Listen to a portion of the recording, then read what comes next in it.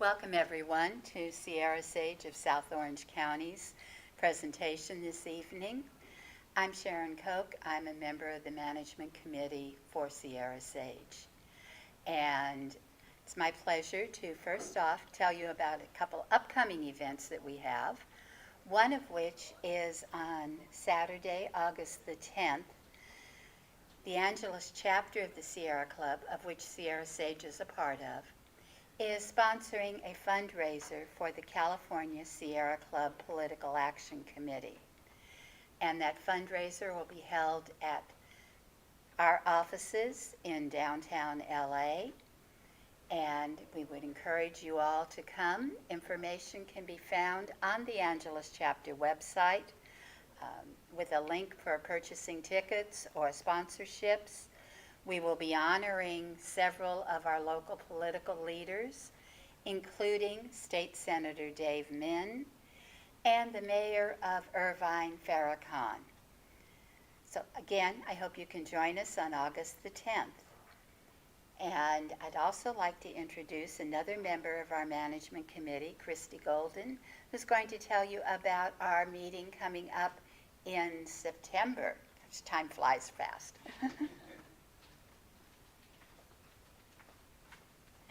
Sharon, good evening. In September for our membership meeting, which will be Tuesday, September 24th, we'll have a speaker, Jonathan Zeidman from the Ecology Center in San Juan Capistrano, and he'll be sharing with us about their efforts in regenerative agriculture.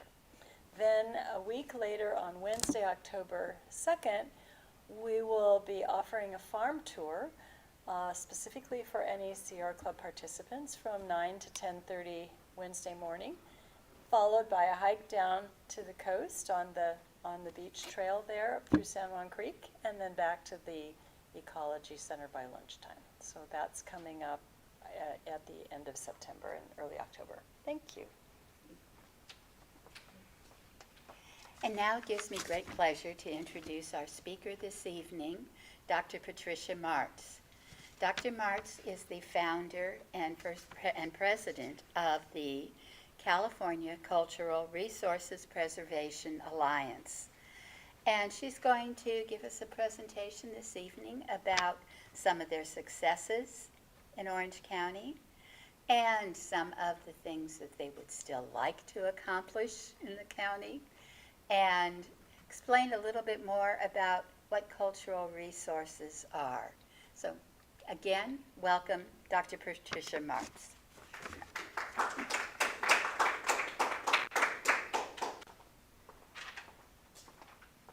Thank you. It's a pleasure to be here. And this is kind of an intimate thing, so we'll have a good time here.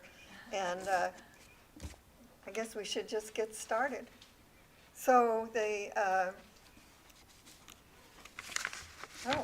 okay. So the California Cultural Resource Preservation Alliance was founded in 1998, and it was co-founded actually by myself and Lillian Robles, a Acjachemen elder. And at that time, there were about half Native Americans and half archaeologists, historians, public people just interested, history buffs on our committee. But since then, unfortunately, some of the Native Americans have passed away, and others got into different tribes were fighting with each other. First, we thought, well, this is a good platform for them to at least be talking with each other, but they finally quit. So, but we still have some on the board. So our mission is to protect and preserve cultural resources such as sacred sites, archaeological sites, historic sites, and traditional cultural places in Southern California with a focus on Orange and Los Angeles counties. We were overconfident when we called ourselves California because there's so much development in Orange County alone that we couldn't possibly do much more. We do some in LA County as well. So CCRPA, that's easier to say than California Cultural Resource Preservation Alliance, we formed in response to accelerating development and the continuing loss of a number of very significant cultural and archaeological sites, including coastal villages and cemeteries in Orange County.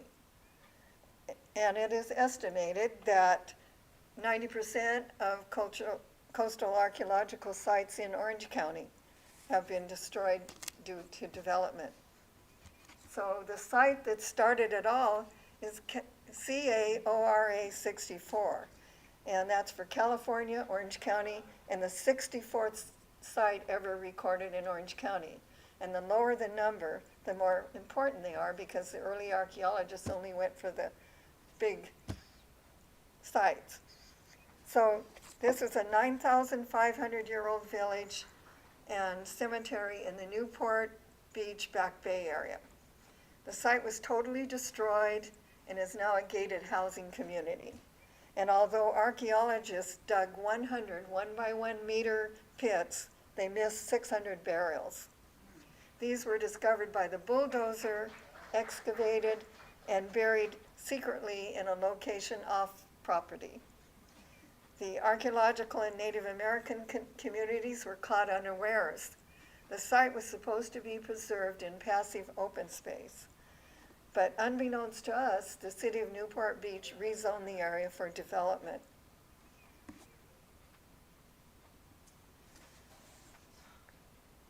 So it was apparent that we needed to get environmental documents, and so we write letters to all the planning departments, and we receive their EIRs and negative decks and all that, and we review the cultural resource sections. So the research design was reviewed by well-respected archaeologists, but they missed the fact that data recovery plan called for only important artifacts to be sorted and cataloged. And artifacts recovered included huge obsidian blades that were sourced to Oregon, stone balls, and fired clay figurines. And fired clay figurines are rare in California, and they're usually associated with a site at least 9,000 years old. The report consists of a brief executive summary. According to the data recovery plan, all the cultural materials were to be stored with the Irvine Company until a curation facility could be found. Next slide. So the materials were stored at the county warehouse in Santa Ana, and boxes of unsorted materials were placed in metal containers outside. The metal containers got very hot in the summer, and the labels popped off the boxes, so they had no provenience. And the provenience gives us the context of the artifacts so that we can piece together the human behavior that left them behind. Some artifacts never made it to the warehouse and were rescued from a dumpster. The Juaneño Acjachemen and Gabrielino Tongva include the site in their annual ancestor pilgrimage. This pilgrimage is held the first Saturday in October, and it begins in San Clemente with gatherings and prayers and continues at archaeological sites that have been preserved, threatened, or destroyed, and it ends at the sacred site of Pavanga on the Cal State Long Beach campus. The gathering includes a potluck dinner and Native American ceremonies. Native Americans believe strongly that the sites occupied by their ancestors should not be disturbed in any way. And archaeologists believe that non-intrusive investigations and preservation should be the norm, and with proper planning are the least costly form of mitigation. Next slide. There are a couple of important lessons here. First, the developer should have been required to give up a couple of $1 million houses in order to preserve the 9,500-year-old cemetery. But human remains are treated like a contaminant. I was told by a developer that the human remains have to be removed and reburied off-site because no one would buy the houses otherwise. One 100 1-by-1-meter units miss 600 burials, and archaeology is woefully inadequate when it comes to seeing what lies beneath the earth. Unsorted materials, everything you dig up should at least be sorted and cataloged.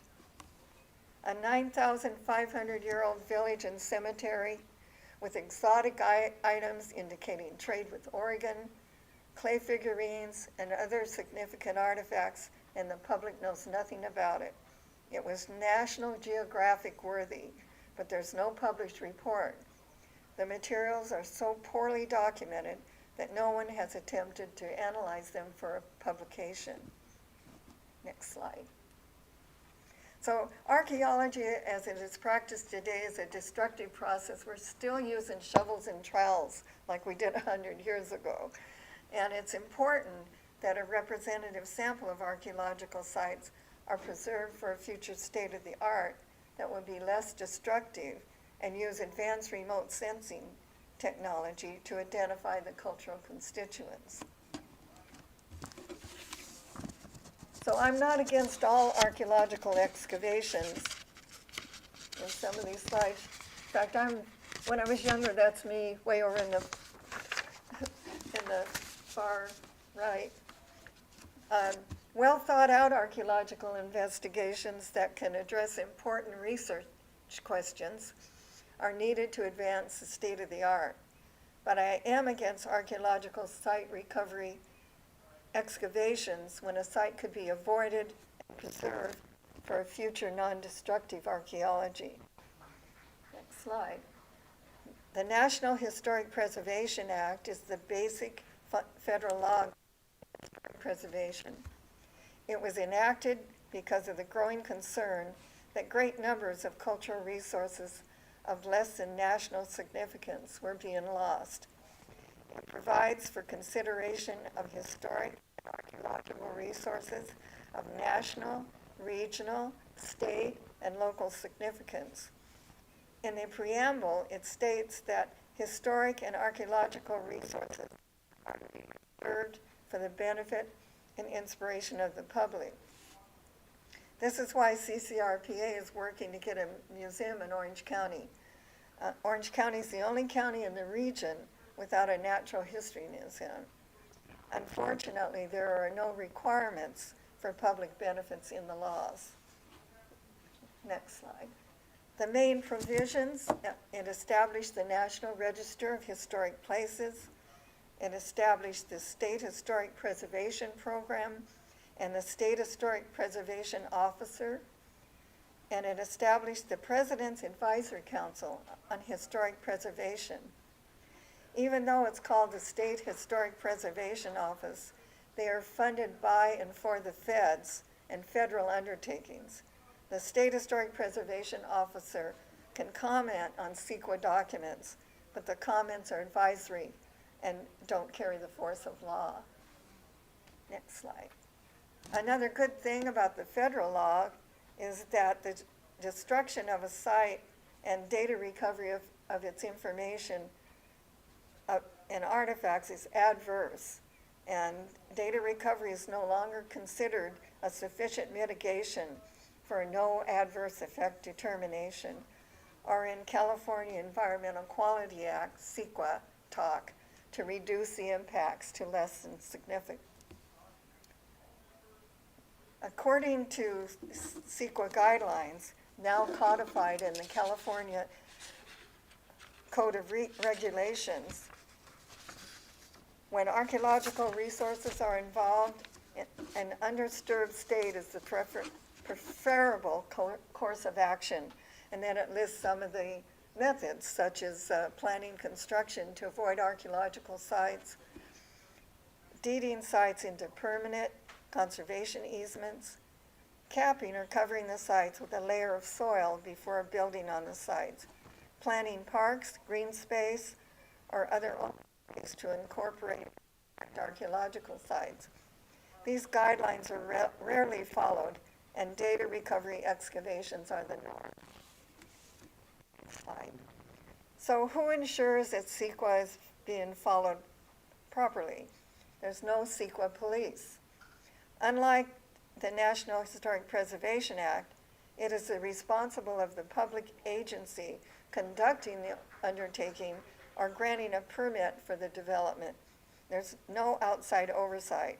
It's believed that if it is believed that a public agency has violated CEQA, the only recourse is to sue. Next slide. Native American values. Native Americans value archaeological sites as the places of their ancestors, and because of the degradations of the mission system and the Anglo-American expansion, these sites are the only tangible representations of their cultural history. So now we'll turn to Tomato Springs. Next slide. A success story. Beginning in 2002, CCRPA, in collaboration with local Native American representatives, including both Juaneño Acjachemen and Gabrielino Tongva, engaged with the Irvine Community Development Company in an extended program of correspondence, meetings, and field trips regarding their proposed Portola Springs residential development in Irvine. Next slide. On our first field trip, we met with the Irvine Company project managers, and we walked the site showing artifacts and telling the story of the importance of the site. It was a clear day, and you could see the ocean in Catalina, and we thought, there's no way they're going to give up plans for a housing development with this view. So, next slide, the view of the site.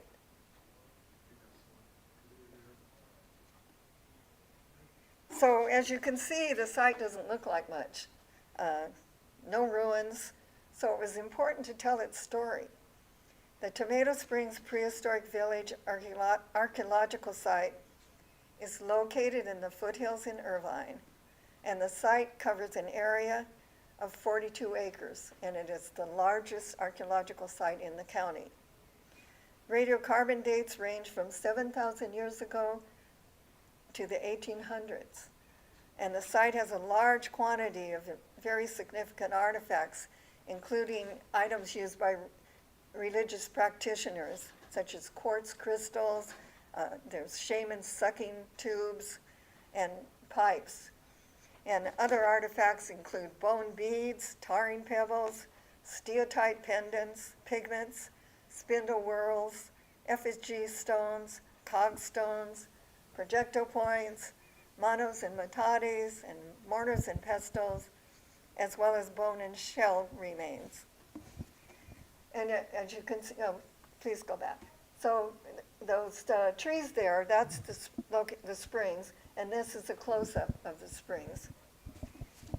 So in addition to the scientific values, the site is one of the last remaining prehistoric villages in the region, and the Juaneño Acjachemen considered it to be a significant traditional cultural property and sacred place of their ancestors. Next slide. It's also mentioned in the Spanish historic narratives as the place where the Portola expedition camped on July 26, 1769. There's a marker at the site indicating the campsite. Orange County historian Helen Smith reported that she encountered a longtime resident that said that there was a report of about 150 Indians living above the springs in the 1860s. Next slide. Consultations began early during the preliminary design stages and resulted in a cultural resources treatment plan, which included both preservation and mitigation. CCRPA and the Juaneño Acjachemen entered into a memorandum of understanding with the Irvine Community Development Company, whereby the Irvine Company modified its proposed residential plans for the area. Instead of the housing development, 100 acres, including the Tomato Springs site, are preserved and maintained as passive open space. Additional areas surrounding the site are developed as the Portola Springs Housing Community and the Portola Springs Community Park. Next slide. Per the MOU, the Portola Springs Community Park includes a community center with an Acjachemen wing and native plants garden and gathering area. The community building includes the Acjachemen room for exhibits, educational functions, and Native American gatherings. And next slide. This is one of the new panels that were installed. And this one overlooks the foothills where a solstice cave was destroyed by the toll road. And you look through those spaces and to see the foothills. Next slide. And this is Acjachemen descendant Joe Perry and the interpretive panel overlooking the springs. Next slide. A site we lost, Putuidem. So this shows Putuidem before grading and then Putuidem after grading. And the site is located in San Juan Capistrano on a 26-acre property on the corner of Camino Capistrano and Emerita Serra. I can tell you its location, although locations of archaeological sites are exempt from the Freedom of Information Act because the site is almost completely destroyed by the construction of sports facilities, including a gym, swimming pool, and athletic fields for a private Catholic high school. Ironically, the high school is named after Emerita Serra, the priest who established the mission that led to the destruction of the traditional culture of the indigenous peoples of California, including the Juaneño, who are named after Mission San Juan Capistrano. Next slide.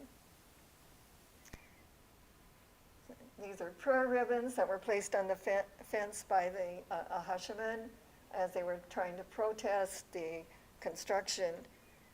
And Putuidem is a unique archaeological site that has cultural, spiritual, and scientific values.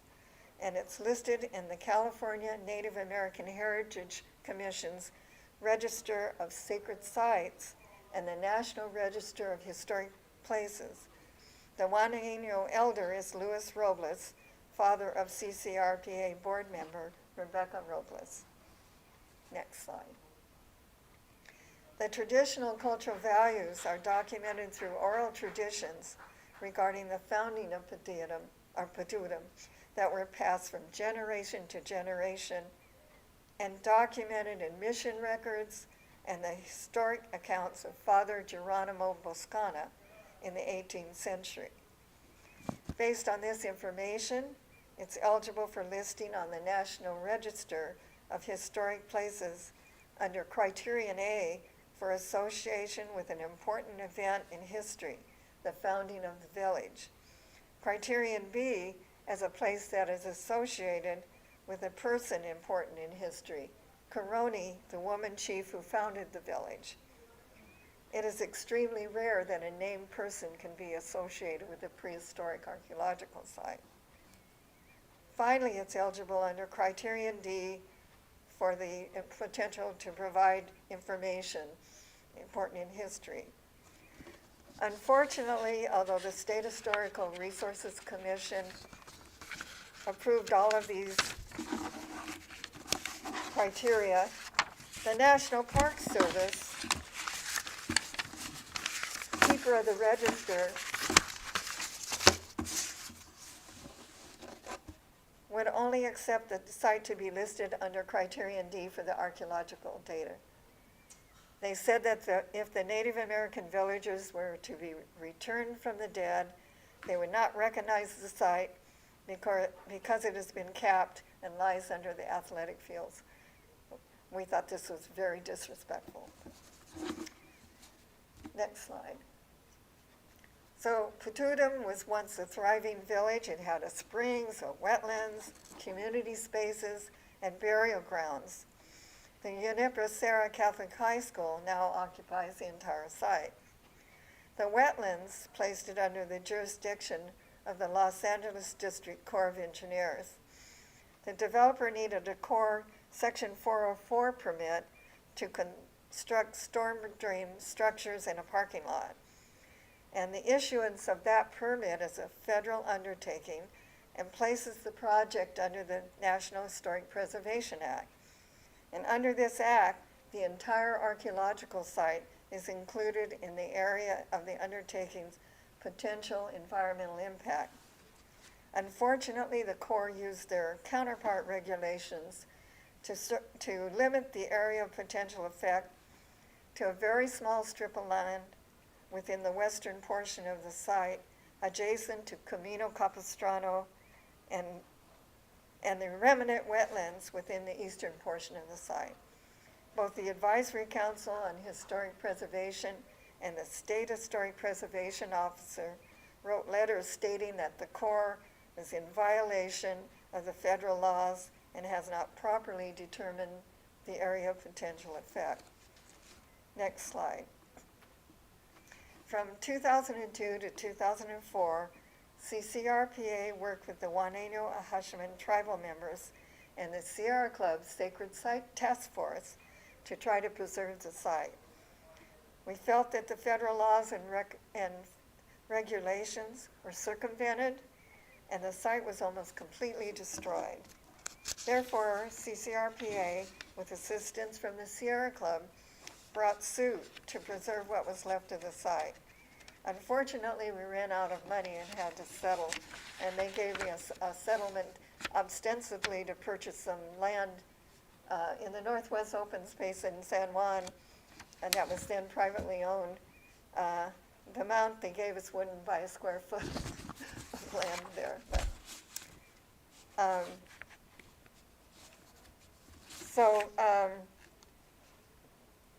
as you can see on that slide, there's about 2 feet of the site that were graded away, and then they capped it for the athletic field. So they did destroy a part of it. After 10 years, After 10 years, Putuidem was finally listed as eligible on the National Register of Historic Places, but the owners of the property objected, and the National Register application was put on the shelf until a new State Historic Preservation Officer was appointed and directed the staff to clear the backlog. Next slide. So that just shows the athletic fields.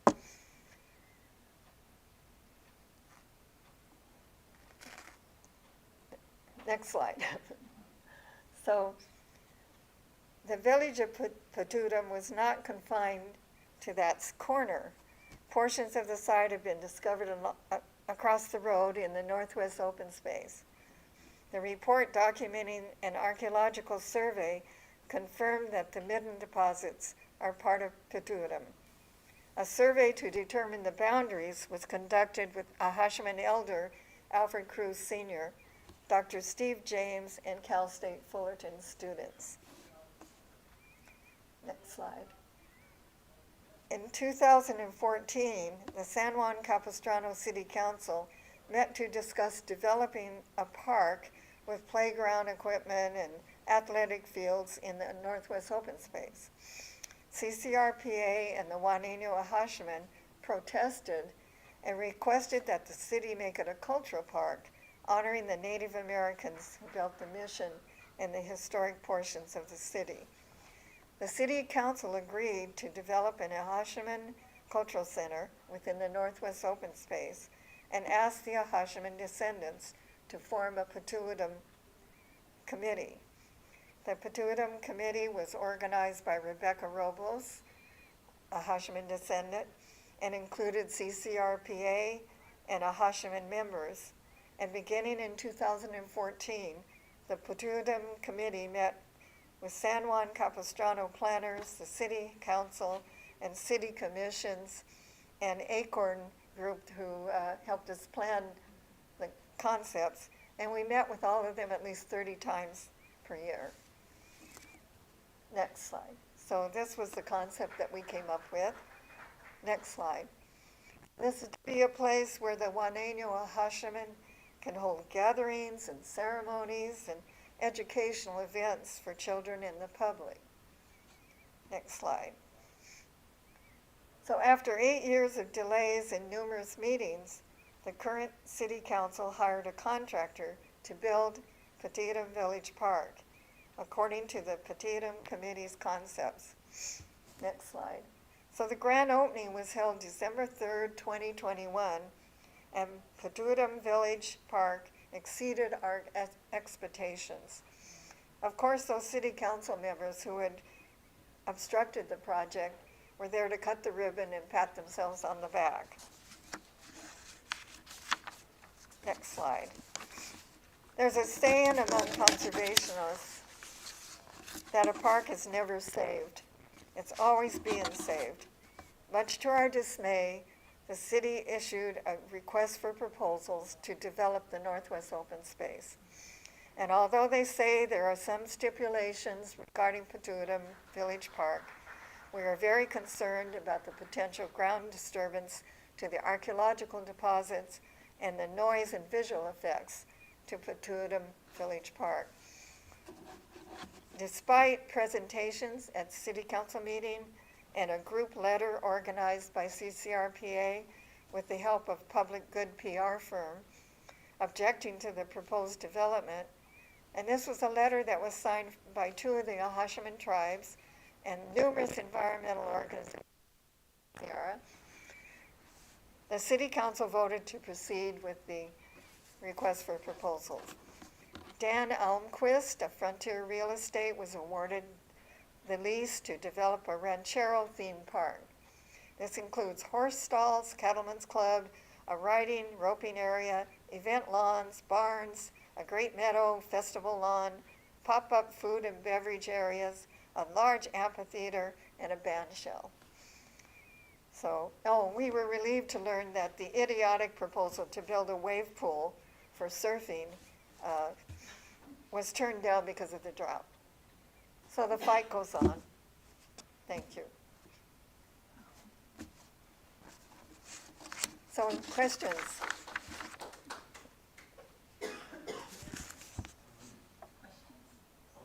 Where exactly in San... Hold on. Oh, Oh, good, because I don't hear it good. okay. Where exactly in San Juan Capistrano is it? Is it Northwest Open Space? Yes, I It's don't in- know, relative to the entire It's town. along Camino Capistrano, and it's the northern portion of San Juan Capistrano. And if you go on Emerita Serra off-ramp and turn right on Camino Capistrano, it's on the left-hand side. And when they first gave us the land, we went out and staked it, and it was as big as a double garage. And so we said, hey, the dog park has more acres than this, so they gave us a little over an acre. And also I wondered, did the ancient peoples have special burying rites? Did they use mounds or pits to bury Is their your dead? mic on? I'm not hearing you very well. Oh, Speak up, right. okay, sorry. I have my hearing aids in my pocket. Maybe I should put them on. I can't wear them with glasses and a mask, but since there's so few people here, I don't need a mask. Oh. Unfortunately, my daughter in Oregon just came down with COVID, so. Hold on a minute, then I'll be able to hear her better. Pages are for sissies. I've got them too. You know. Well, just Okay. in, Just in general, what were the burial methods of the ancient peoples? Dig a hole and place the body in the grave, usually wrapped in some materials, and usually placed with beads and other items that they used in life to show, what their status was. Did they cover them with several feet of soil? Yeah. And the burials there at the core area of the site, they dug them deeper and put them, before they capped the site. But, yeah. And, at the Putuidem Park, they've already had, some of the Juaneno Acjachemen had a morning ceremony there. Because when, after a year a person has passed away, they'll have a ceremony where they burn all the belongings of the person that weren't placed in. They don't pass them on. They either bury them and sometimes they bury an image of the person with clothes and stuff. So they had a morning ceremony there recently, and they do meet and have ceremonies there.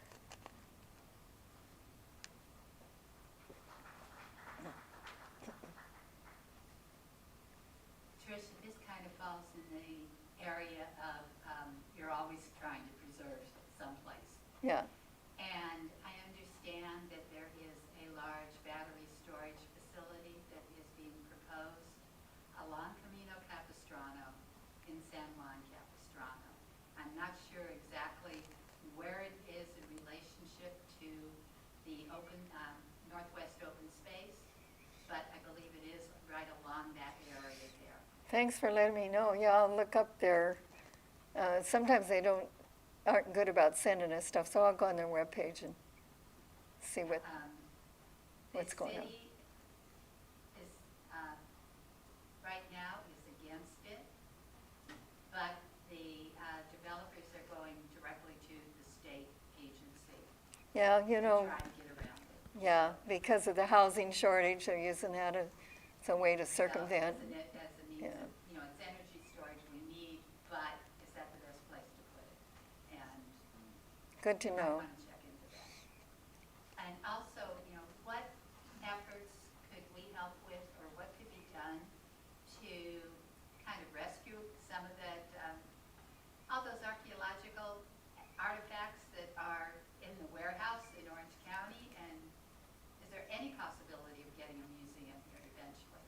Well, that's what we hope, but what we need is a fundraiser who can find us a donor I don't, who would, donate $1 million, and then maybe we were thinking the Great Park would be a good place for it, because there's a train station and, it's easy access.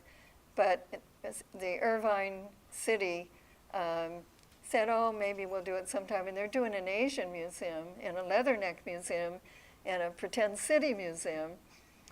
But we need to come up with like $1 million to get it started, and then they'll listen to us, I guess.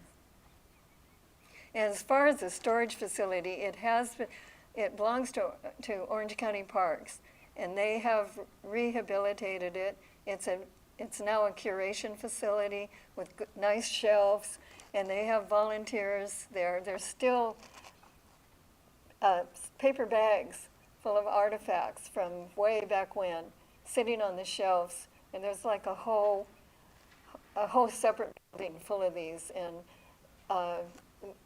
they have volunteers going through and trying to deal with them and catalog them, and then unfortunately, Cal NAGPRA, the Native American Repatriation Act, is going to want all those artifacts, and it would be fine if they'd put them in their own museums, but they want to rebury them. And they've also prohibited archaeologists at universities from using the artifacts to teach. And in effect, they're doing away with archaeology in California. We can't teach archaeology without artifacts. So I'm hoping the bureaucracy of it and everything, and I know the federal Native American Graves Repatriation and Protection Act, was in 1990, and they still haven't finished it. So I'm hoping also that some of the Native American tribes will not want to bury their history. What are their children going to have to see? Thank you so much, Patricia. I've learned a lot tonight, and my stomach's kind of churning Yeah. because I'm very angry. It's making me very angry, but I think that'll help me to become more active. I was wondering, how big is your organization, and does It's all, yeah, it's all volunteers, and mainly there's our board of directors, and then there's supporters who, and we have, actually on the July 30th is our Zoom meeting at 7 o'clock. If you want to join it, shoot me an email and I'll send you the link. And one of the good things is that Alfred Cruz Sr., well, not good, Alfred Cruz Sr. and Alfred Cruz Jr. were both on our board, and both of them passed on. But their brother Aaron has just emailed me, and he wants to join CCRPA and continue their work. So that's good. Sometimes I lose hope, that we have maybe supporters, probably maybe 30 or 40. Not all of them join the meetings or do anything, but, and we have students, and so. Thank you.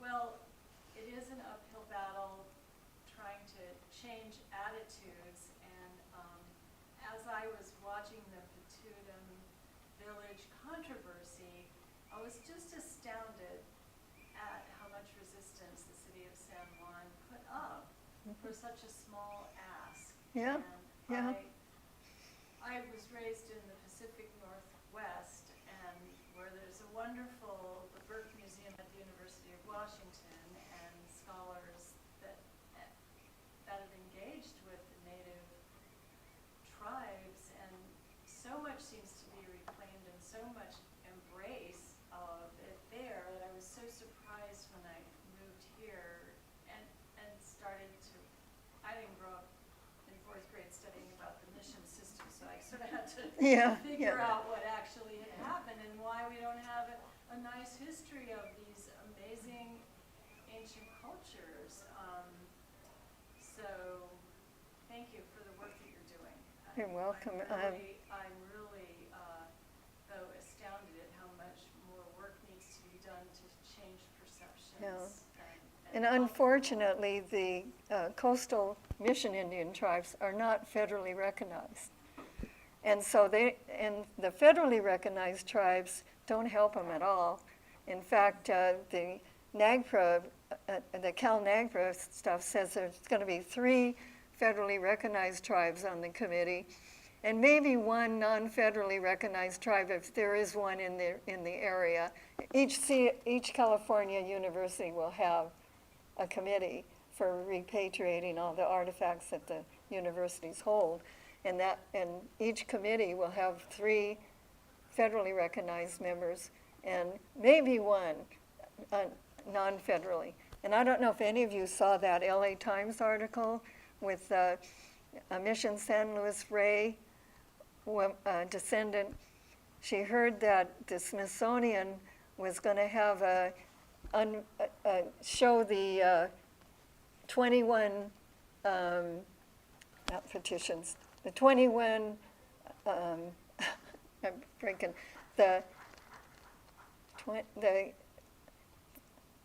the feds made promises, and there were 21, I'm missing the word, I'm sorry. Anyhow, there were 21 laws saying that the Native Americans could have land and so forth. Treaties. 21 treaties with the Mission Indians, and all of them, they were broken. None of them were done. And so the Smithsonian had a glass case with the original treaty with all the signatures of the non-federally recognized tribes. And this descendant, the non-federally tribes weren't even recognized, weren't even invited. Only federally recognized tribes went to see this exhibit. So this descendant snuck in there because her great-grandfather or great-great-grandfather had signed that thing for the San Luis Rey Mission Indians. So it just boggles your mind.